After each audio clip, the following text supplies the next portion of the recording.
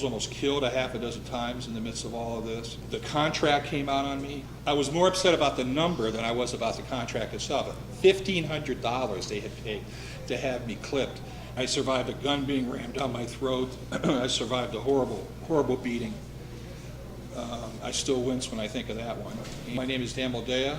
I am the author of 7 books, The Hoffa Wars, about the rise and fall of Jimmy Hoffa.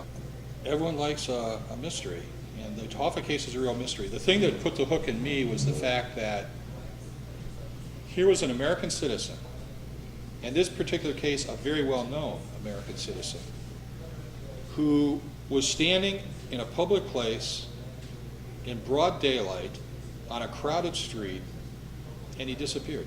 If this thing is solved, I have 2 assumptions. One, it's going to be the FBI that's going to solve it because they have the resources to solve it. And number 2, it's going to come out after 37 years, it's going to be somebody coming out of nowhere, like this guy. Somebody who is not connected, somebody who is not part of the mob, somebody who is not part of the murder, one of the cast of characters in the murder, who is just suddenly going to emerge and is going to have a story to tell. So when one of these things comes along, if I view it as being legitimate, I will jump in. And I think that I'm obsessed with the Hoffa disappearance. I'm a kid at the time. I'm 25 at this point. And I thought, you know, the mafia was, you know, there was the Godfather. They didn't exist. And then seeing that they did exist, I started looking into them. And I needed a job. I started writing columns about the Teamsters and the mob. Who cared about the Teamsters and the mob at that time? Nobody. I got a call from a reporter for the Wall Street Journal named John Quitney. And John Quitney said, I read your 8-part series on the Teamsters and the mob. And, you know, I'm thinking about doing my own 3-part series for the Wall Street Journal. Can you help me? And then the next week, Jimmy Hoffa disappears on July 30th, 1975. I published my book in 1978, The Hoffa Wars. I became the only reporter ever to interview Hoffa's alleged killers as identified by the FBI. Sal Bergoglio, Gabe Bergoglio, Tommy Andretta, Stevie Andretta. This guy called me. The guy is a nice fella, but he's in Nowheresville when it comes to the mob. He's not a mob guy. He's not per se connected, but he's a gambler.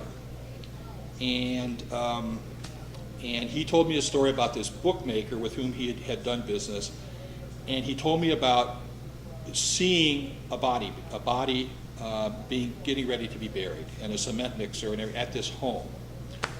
But the FBI was skeptical because he wanted the reward, which he told me pretty upfront. But my position was, hey, he comes up with Hoffa's body, he's entitled to any reward he wants. Anything he can grab, he should get. So I got a call from him a week ago today, Monday.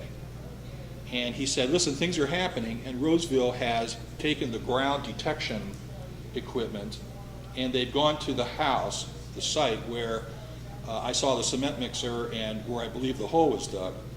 And they have detected an anomaly in this, beneath the concrete. And so I talked to some people, and they said, well, the anomaly could be a body, some trace, parts of a body, or it could be the root of a tree.